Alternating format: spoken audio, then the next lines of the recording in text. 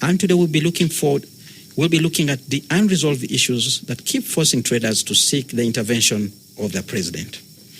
Now, last week, traders in Kampala closed shop again for almost 2 days and only agreed to open their businesses after a promise came through from the Prime Minister that the president would meet them.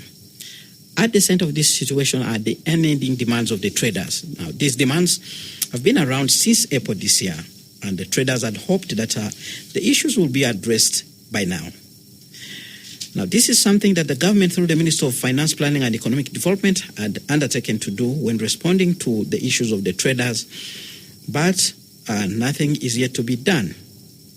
Trade experts have warned about the continued threats of strike and how it is likely to affect doing business in Uganda, but also the volume of taxes collected by URA.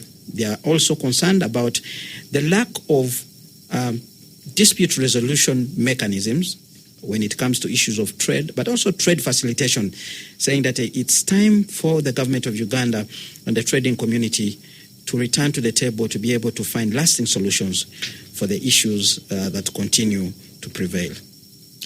My guest this evening, Mr. Joshua Mawerere. He's a member of the Kampala Capital City Authority. He represents the youth in that association. Good evening, and thank you very much for joining us on the line, Mr. Mawerere.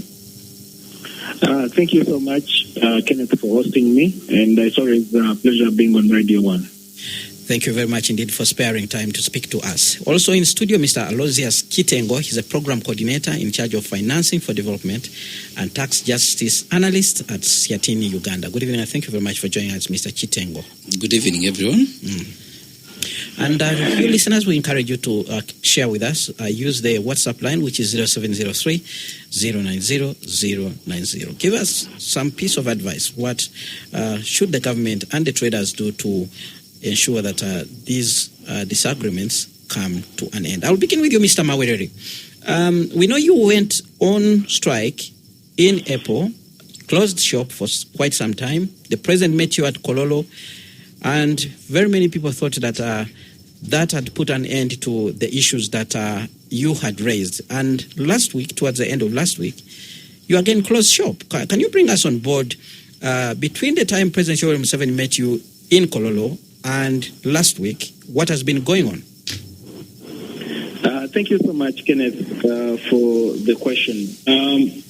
When we closed shop the first time, we closed shop on an account of four things. One, we were contesting the implementation of IFRIS, which is electronic fiscal receipting and invoicing and receipting solution. And we were telling the government and His Excellency the President that the traders downtown are not ready to use IFRIS. IFRIS was engineered in a way that does not suit our working frameworks. For example, we told him that supermarkets have been able to adopt IFRIS very fast because they have bigger space and they are able to create a number of sales points, 4 to 5 sales points in one supermarket, which helps them handle the traffic. This cannot happen in Chikuvu because we have smaller shops that are packed with merchandise, and there is no way you can have several sales points to be able to use IFRIS and also address the traffic in your shop. We also talked about the dynamics in which we operate. You find one shop has actually 5 entrepreneurs or 5 different businesses, which we call shop pooling. And then in that shop, who actually must have IFU. So when you look at the shop as a whole, probably it makes 150 million. When you look at the individual businesses that are in there, they don't make 50 million. So that was one of the things that we contested. The second thing we contested was the valuations. Putting the value of or measuring the tax on garments and textiles in kilograms. That was absolutely wrong. So we were contesting the issue saying, okay, if you say you're going to measure in kilograms, there are some materials that are light but expensive. There are those that are heavy but cheap. So you end up cheating the government by taxing very expensive materials. You tax them, you give them a low tax tag. And then those that are heavy materials but very low value, You give them a high price tag, tax tag, because they are heavy. We say that doesn't actually resonate with the World Trade Organization value of valuing textile and garment. And we say that we should go back to the value at which I bought the garment. And that's what could be considered for taxation. We also addressed the president on the issue of tax administration, how URA was enforcing, and that had issues. And I'm glad that in fact the president stopped that. Lastly, we also addressed the president on issues of tax morality, how taxes are being utilized, that URA was very heavy on collecting, but then the other government entities are very light on utilization, on proper utilization of the taxes. So the president addressed some of our issues, like he stopped the tax enforcement that was very ugly. He also put a stop on shops that could not use IFRIS, but advised URA to work with the traders and see how we seamlessly integrate that process into the traders, which has failed. Now, we gave the president some time because he asked for time to consult on the evaluation and then how to seamlessly roll out IFRIS into the traders. So all this time, since we met to today, to the 31st, when he was supposed to give us feedback, that was the second meeting that we were expecting to have the president. Now, the traders were in high expectation, very, very high morale to meet their president. And, you know, as the fountain of honor, when we say I'm going to meet my people on the 31st of August, of July, we were in high gear, very expectant. We closed our shop that day. We prepared our minds to listen to the president. And we were very, very, very frustrated. We were very, we felt left hanging, not considered, because we didn't receive any communication from anybody until the entire 31st day ended. And later in the evening, we got our WhatsApp note, a voice message saying, hello traders, His Excellency the President won't be able to meet you. It has been postponed further, and we will communicate a date when the President will meet you. And that was it. And this was a voice note from a full honorable minister communicating on behalf of the President. As the traders who were waiting for the President, as traders who contribute 65% of the taxes in this country, as traders who are helping breaking bulk, and as traders who are earning incomes from our small businesses, put food on the table, take our children to school, take our parents and family members to hospitals, people who are addressing SDGs in this country, we are helping accelerate achievement of SDGs in this country, we have created jobs for other people. It was very demeaning for a minister to go on a WhatsApp group for traders and send us a voice note of 1 minute or even less. It was underscoring the office of the president, because communication from the president must be clear, must be delivered in the right channels, and must be treated with due respect. We think the minister was not in this space, and we continue to think that the minister needs to be oriented on how to represent the president in some of these forums. As traders, we think we were demeaned completely by the minister, because there should be better ways. Somebody communicates on behalf of the president, and you don't just throw a voice note to people who matter, people who know what they're doing, people who have substance, and people who have been anticipating with the president to get very, very definite answers on some of the things that they had tabled. So that sparked off the strike that we've just ended. So from the 1st to 2nd, we closed our shops again to show our dissatisfaction on the mode of communication, on the disregard the minister had towards the traders.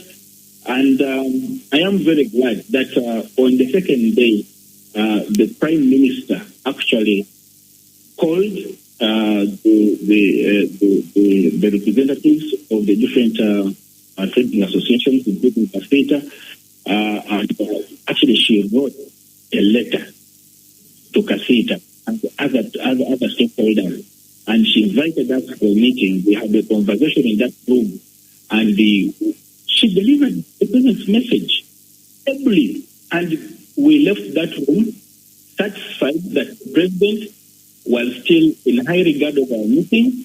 Secondly, we were treated fairly and with respect as citizens of this country who are contributing taxes to this country. And we were also very satisfied that the Prime Minister was able to recollect our ideas around the same meeting, the different stakeholders who were in that meeting. And she promised to give the President feedback on our resolutions, so that informs also the meeting that the President must fix. The letter spoke loudly on the fact that the place where we usually meet, which is Kololo, is under construction. But the biggest was the pledge and the President's commitment to meet us.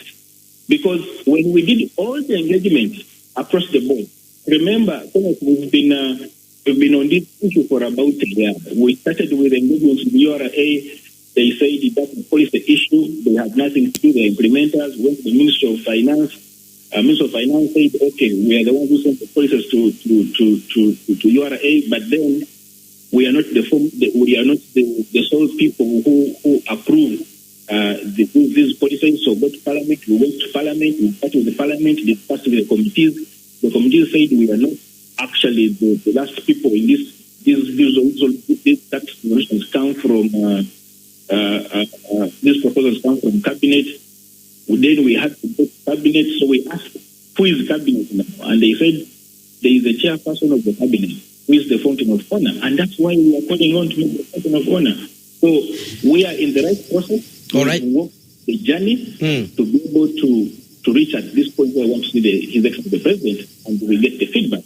But it's not about meeting with His Excellency the President. If the President actually woke up and wrote a letter and said, I have consulted and I agree on this I agree on saying this is my resolution about the tax valuation that we complained about.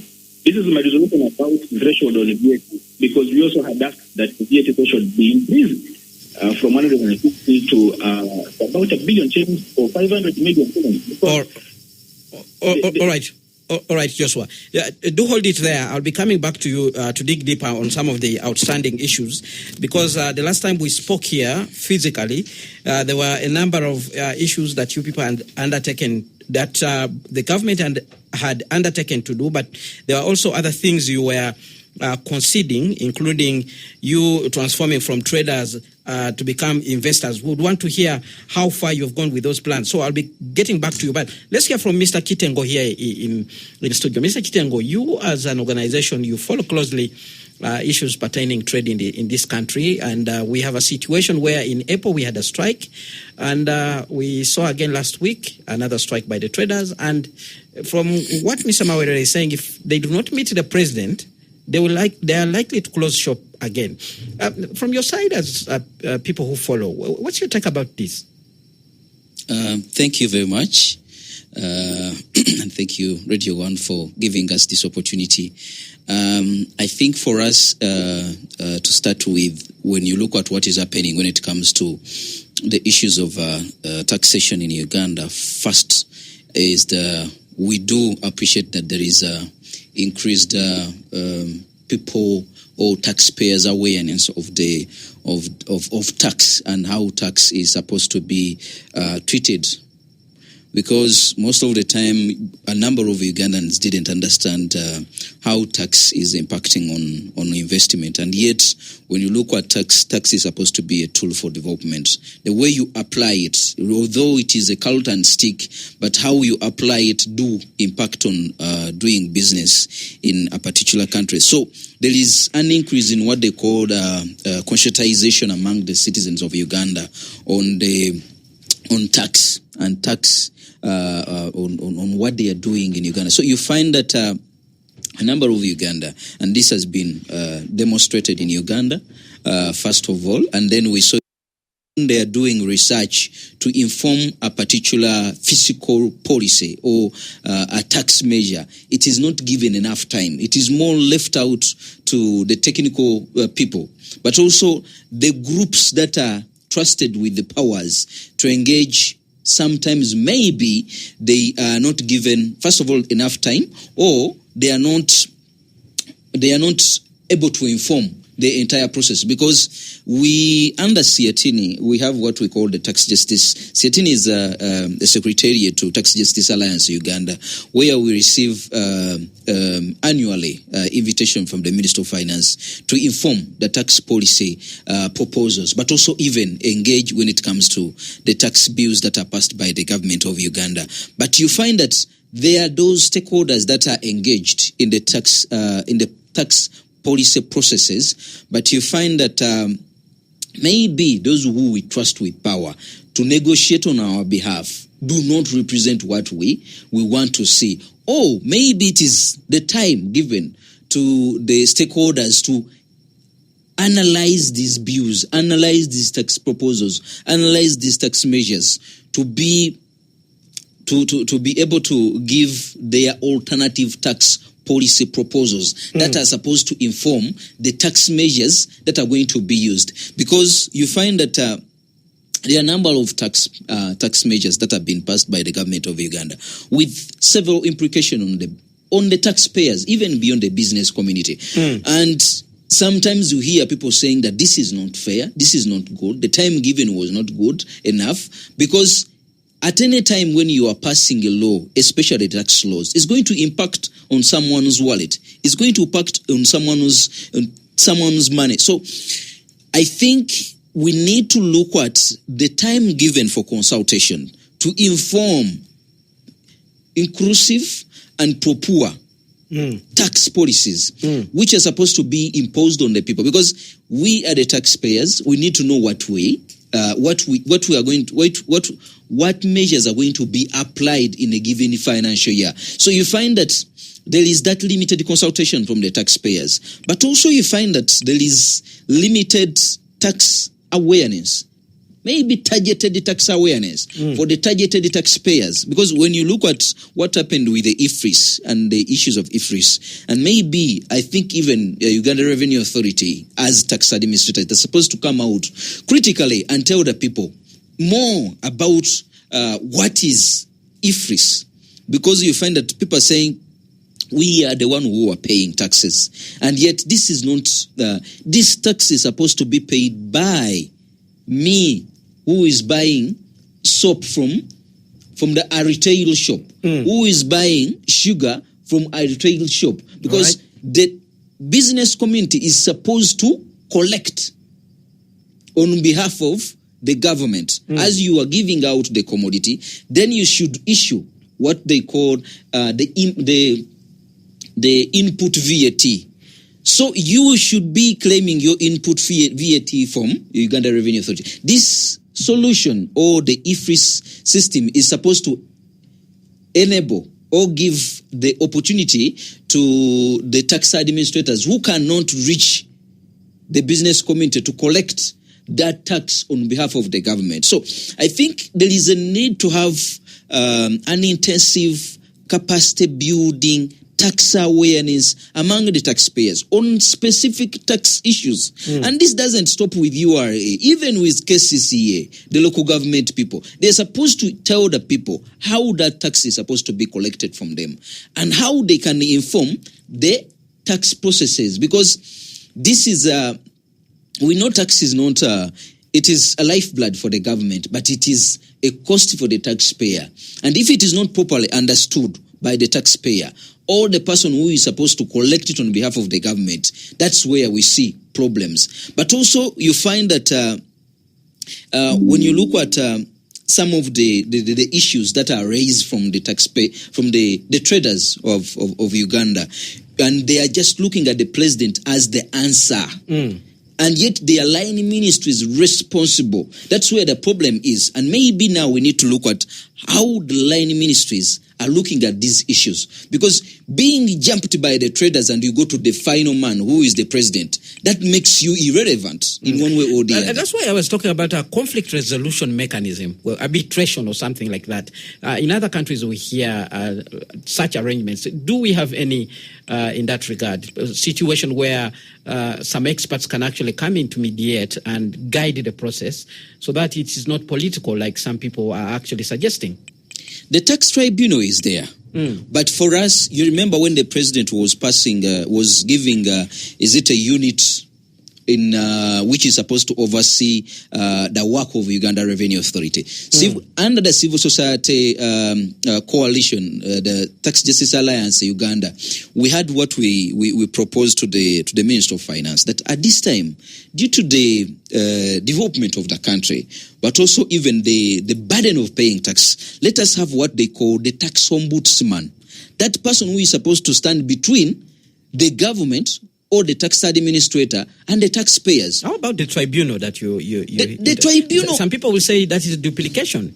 No, it is not duplication, because you find the other one is like the end point. But at this time, this person or this office is supposed to look at, because we have Uganda Revenue Authority has what they call the client's charter, where we have the tax tribunal. It is there and it is working. But when you look at the time taken, but also even the friendliness of acting as a springboard between the taxpayer and the tax administrator, which we are calling for, to have the tax ombudsman who is independent, working on behalf of the taxpayer and the government, but also ensuring that the rights of the taxpayer are considered.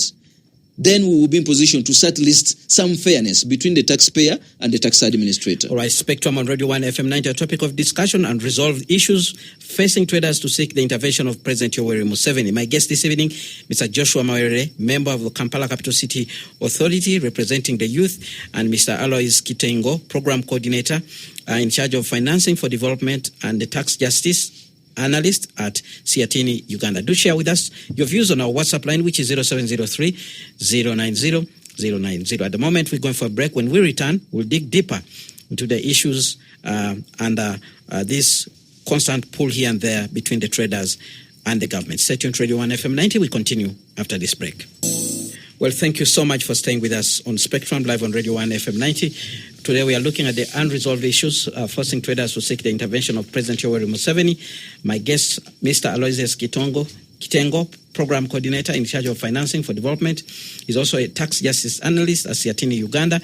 But joining us on the line is Mr. Joshua Mawerere, member of Kampala Capital City Authority, representing the youth, member of the Kampala Capital City Traders Association, CACITA, where he represents the youth. Our discussion is based on the fact that last week there was a strike by traders. They only pulled out, stopped it, when they got that promise from the Prime Minister that President Yoweri Museveni will be intervening, holding a meeting with them. Remember, there was a similar action in April this year when the traders closed their shop for almost 1 week. And traders and economic experts are also concerned about these unending disagreements and the impact they are likely to cause not only on the collection of taxes but the economy generally. Mr. Mawerere, are you still with us on the line? Mr. Mawerere, are you still there? Yes, I am. Now, at the height of that April strike, there was a promise by government to promote awareness as far as IFRIS is concerned, and there was a promise to set up an office at Chikubo. Let's start with that. How far with that? Is that office there now? Yes, the office has been set up by URA, and they have gone ahead to meet the traders, shop by shop, be able to sensitize, and they hope that they are collecting more information to help them with shape how it can be implemented downtown, but also address the issues why the traders are refusing to use it. These issues that we spoke about again, we talked about the issue that the modalities of our workspaces in Chikugo and the shops downtown, if it does not actually speak to them. Secondly, we have shared selling, if I may call it that, but shops collaborate to move merchandise from market to another, depending on where it's located, but this is not sold as yet. So the distributing shop has not realized any money that merchandise can come to another shop to be able to be displayed and the point of sale make change. If it does not address this issue, it doesn't address the issues of shop pooling, which actually happens all the time downtown.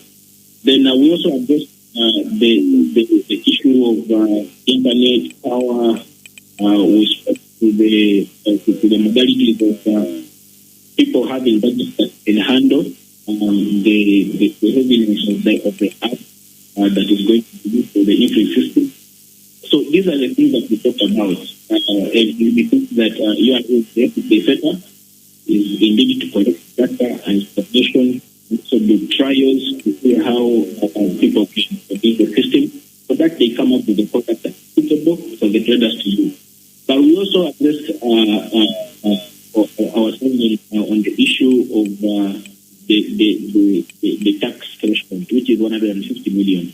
And we were very clear that if VAT was set in 1996, when the value of a dollar was about 1,800, when the value of the pound was about 3,000 or 200 or 2,800, and then today the value of the pound is 5,000 and a few not on.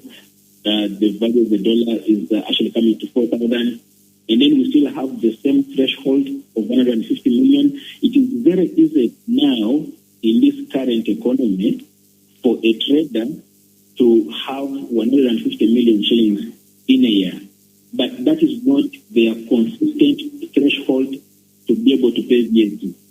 They accidentally, or one way or the other, reach the threshold of 150 million, but that's not the tax bracket. So they are in and out, in and out, in and out. And we keep telling them that this threshold should go up. The reason why you are spending more money on tax administration, it is because you are putting in the tax bracket people that are not supposed to be in that tax bracket. You are actually collecting everybody and throwing them into the tax bracket because you are collecting taxes, and then you end up spending more money collecting. So we still urge, and this is what we want to get from the president, because they said nobody can speak to that. It can only be overturned by the president. So we have tabled this to the president, telling him, it is very, very logical that the threshold moves from 150 million to 500 million or to 1 billion shillings. So that URA doesn't struggle with the smaller businesses that actually don't add up. They need to be given space to grow into formidable organizations. All right. So that's how we push it. All right. Let's hear from Kitengo. Kitengo, you hear the issues of EFRIS and VAT. The traders want a threshold, sort of increased to about 1 billion from 150 million shillings at the moment. 500. 150 million to 500. That's what he's saying. All right. What's your take about that? We have been also looking at that issue because they seem to suggest that in other countries across the region, the threshold has been reconfigured. That's what I was telling you, that we need to look at consultation of the taxpayers, but also looking at how best this one can be achieved as a country.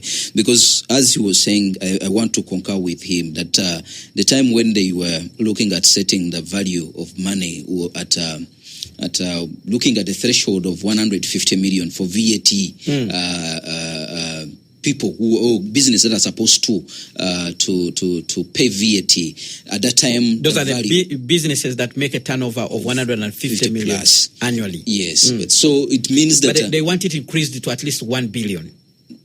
Maybe we have to look at. I've had him looking at 500 plus. Maybe we have to look at It is good to look at eliminating some of the smaller business that are making cost of tax administration difficult for tax administrators. But also we need to look at the practicability because if you're saying 1 trillion, 1 billion, it is going to be a bit difficult. So to me, maybe we have to look at, we had a proposal, I think it was around 500, so that when someone or a business is making around 500 million plus, that person should be considered for paying value-added tax or levying, because they are not paying, they are levying value-added tax and remitting it to Uganda Revenue Authority. So maybe we have to look at the threshold again and see.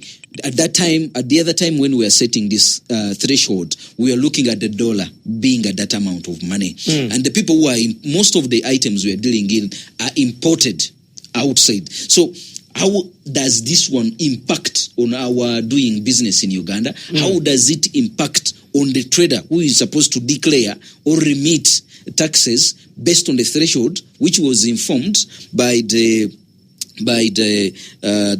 dollar and other currencies that are informing the global business? So to me, we need to also look into that. And Uganda as a country, we need to learn from others, as you have indicated. That other countries are trying to review the tax thresholds that are informing some of the tax regimes and tax compliance within the country. So maybe we need also to look into, as we are comparing, because when you look at what is happening in Uganda, it is, I think, Uganda which has considered a citizen to be a citizen of the East African community. So if you are inviting those people who are doing business here to be citizens of this country, and we look at the value of our currency versus the value of Kenyan currency, for say, you find that ours is a bit far away from the Kenyan currency. Right. And they have that wind of benefiting from the citizenry of this country. All right. Very quickly, Mr. Mawerere, and if you could keep your response a little bit short. One other thing that President Yoweri Museveni insisted on the issue of taxes on clothes, and he actually insisted that you should become investors and stop importation. And when we last spoke here, there was that voice coming in from Kasita that you were willing to listen to this advice from the president, and that you were going to form a vehicle that would turn you into investors so that you cannot continue being only importers. How far with that? Kasita has put together proposals to build an export highway, and we've also had discussions with some of our partners, like the Kenya Port Authority. We are suggesting to the government that we need to have export consolidation centers in Mombasa and also at the Entebbe Airport, and also in some of the major destinations of some of our local products. And this is going to enhance people bringing together their exports, consolidate them into bigger cargo, and maybe shipped to another country as export. But these are steps towards the bigger picture of transitioning from only importers to exporters. We've also suggested to the president that the well-traveled people are actually traders. We've been to each and every country, and from the countries we import from, we have built friendships, and we know these companies have large-scale employees in their organizations, and we can be able to take up some of the things like pineapples, like mangoes, like avocados. But then there is no trader who is willing to commit their capital in these perishable goods, where the government has not put infrastructure. We don't have cold rooms, we don't have cold transportation system, we don't have an air cargo plane here to take perishable goods, and the cost is so high. So government must come in and intervene. If it wants to promote wants to promote exportation, government should come in to build consolidation centers with cold rooms, food transportation system, production work, and also easier increasing the revenue authority to be able to export. But Kasita, these members are willing because we have enormous contacts in different countries, and actually supporting leverages that market intelligence that we have. Then actually the country would benefit, as opposed to closing us down and shutting us down. I think government is moving a lot on that side. But also, we as traders, we also want government to be cognizant that actually moving from trade to manufacturing is a process, it's a staircase. It's a staircase that has to be built step by step until we stop. The staircase must actually have side bars that somebody can hold on. The staircase actually must have rubber stamps so that people can step on that they don't slide off and fall. So it's a staircase that has to be prepared for organizations to move up. The biggest households in manufacturing we know here actually started at traders. The biggest. Talk about Mukwana. He said it is not a show. He as a trader, not that the largest. There is no way you're going to get somebody from trade, importation trade, and the next day to come and invest in it. They will fail because you give them whatever amount of money. So there is a process of growth and holding, and also mentorship, and making sure that people are supported financially in this business. Right. Thank you very much there. Now, it's that time when we get feedback from the listeners, and Mr. Chitenga will allow you to also to weigh in about the president telling the traders to actually become investors instead of actually being only importers. But let's get these comments coming in from the listeners. I'll begin with Albert Wandera, who says, "Good evening, Radio 1. I'm a trader in this country, which I do as a side hustle, owning a shop of agrovet in Container Village. Most of my products are imports. I fully support IFRI's, reason being that you import a product, pay tax, but there are those so-called cartels supported by the so-called trading leaders who end up producing contrabands, which with IFRI's, this will be eliminated." Then he says, "This is the reason why manufacturers have opted to produce retail and even hawk. Please pass this information to our leaders to stop behaving like immigration officers. Some Chinese or Indians hawking in Kikubo are Ugandans by either birth or citizenship." That's a comment from Albert Wandera there. Two things he raises. He says contrabands, IFRIS will help them because while they are paying taxes, these other people are not doing so. Then he also talks about the issue of foreigners who are accused of hawking and retailing in our country. Then we have a comment coming in from Henry. "Good evening, Kenneth. Please send my submission on the threshold. Traders are saying it should be increased to 1 billion. But what tool is there to inform it? There is no national database. The VAT registration has remained voluntary. URA set up that Kikubo office in the road." That's Henry Kiwenda, who is also contributing to this discussion. We have another comment from Moses, who says, "Hello, Spectrum, help me to understand if an importer pays tax before sales, then after sales, the same URA demands tax for same item. What is that?" That's the comment from Mutebi Moses, who is listening in from Ginger West. Well, let's respond to some of those comments. I can see more coming in, and then we will also respond to them. I'll begin with you, Kitengo. This gentleman here, Albert Wandera, insisting IFRIS is good, it will help eliminate contrabands. But he also talks about the issue of hawking and, retail by Chinese or Indians, who he says are either citizens by birth or they are Ugandans by either birth or citizens as required by the law. Let's hear from you on that. And then we'll also hear from Mr. Mawerere. Thank you very much. On the two issues, one of the contraband, I doubt that the IFRIS will try to cross-check on or check on the contraband because that one is not the mandate of URA. The mandate of URA is to collect revenue. So even when they are paying, when someone is paying taxes to URA, is not going to say this is a contraband because the IFRIS doesn't track contraband. It is the item which you are selling which is supposed to attract 18% of the VAT. So to me, I can tell you that one is not going to be addressed. Maybe we just need to bring those two, the standards, the Bureau of Standards, which is supposed to look into that to ensure that we can check on the aspect of the contraband. But that one is a big problem, but it cannot be solved by that. Because someone who is selling contraband within container village or anywhere, you will not be asked that this is a contraband or not a contraband. What you're supposed to clear is how much you have sold and how much in terms of VAT it attracts. On the aspect of foreigners, maybe we need also to understand Uganda has become, some people have that opportunity of having a dual citizenship,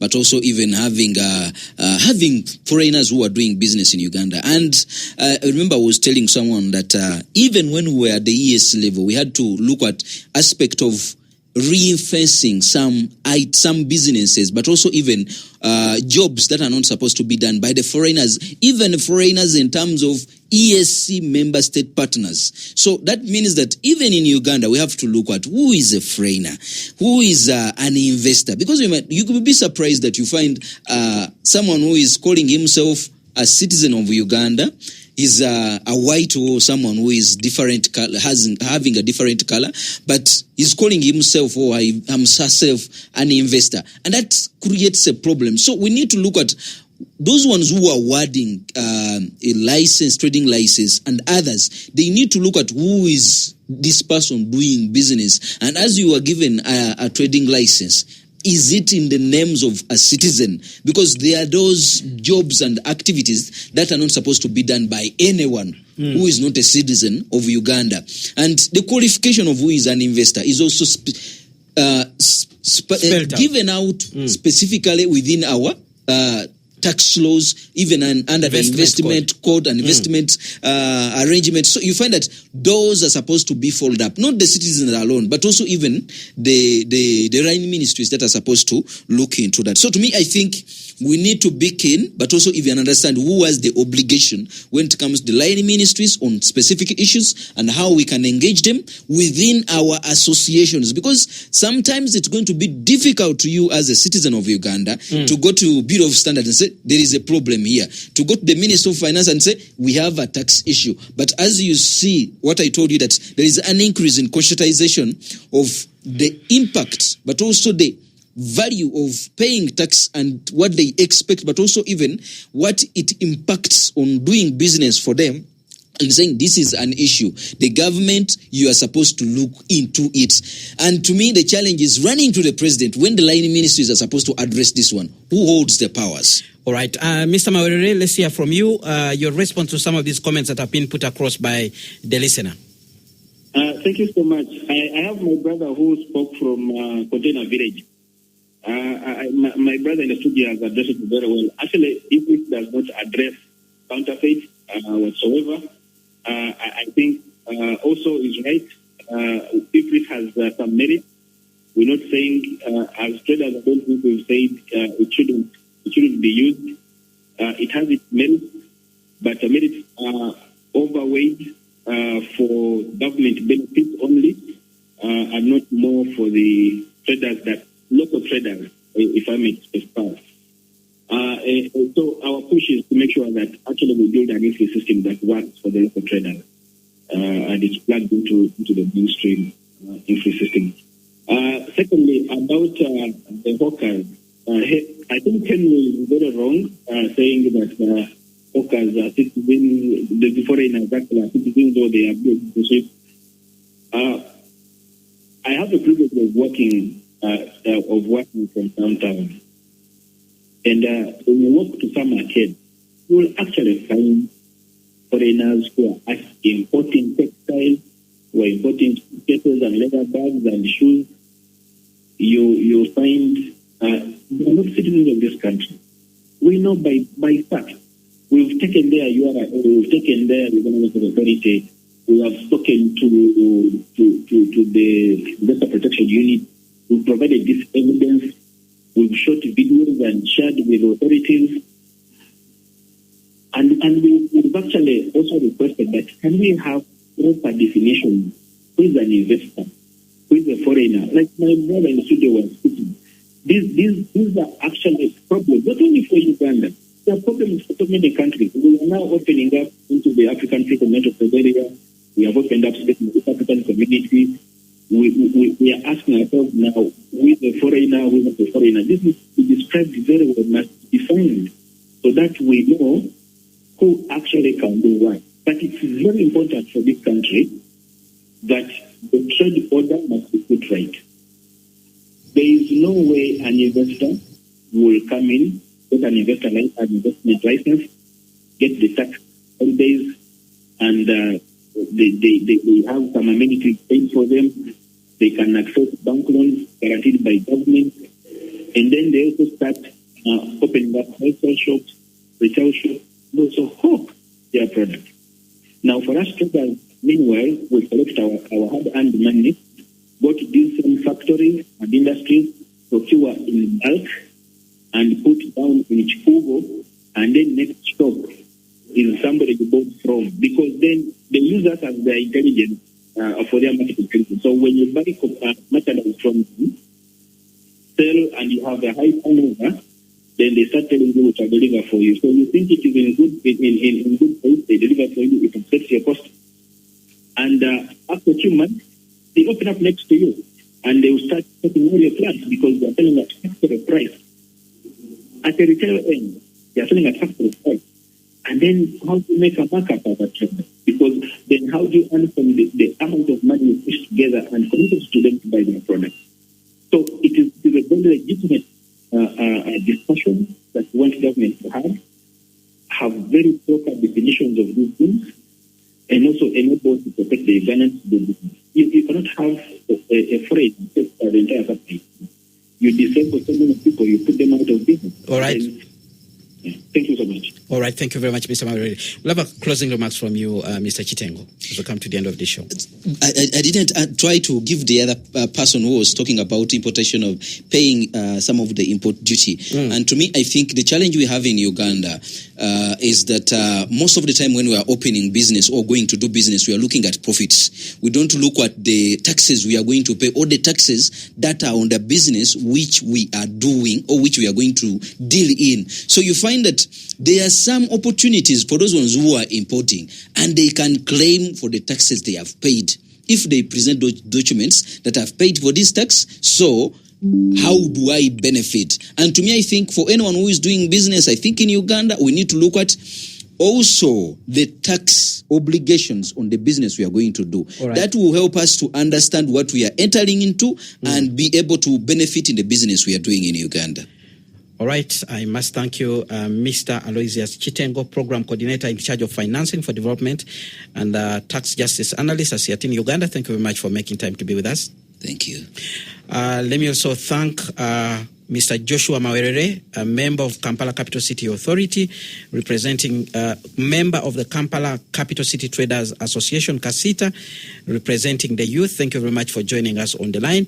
And thank you so much, dear listeners, for actually making time, not only to listening, but also to contribute by sharing with us your messages. Moses, Henry, Albert, Patrick Sawanyana, and the others, thank you indeed for tuning in. Tomorrow, same time, another topic. I'm your host, Kenneth Lukwaga Anderson, wishing you a very good night.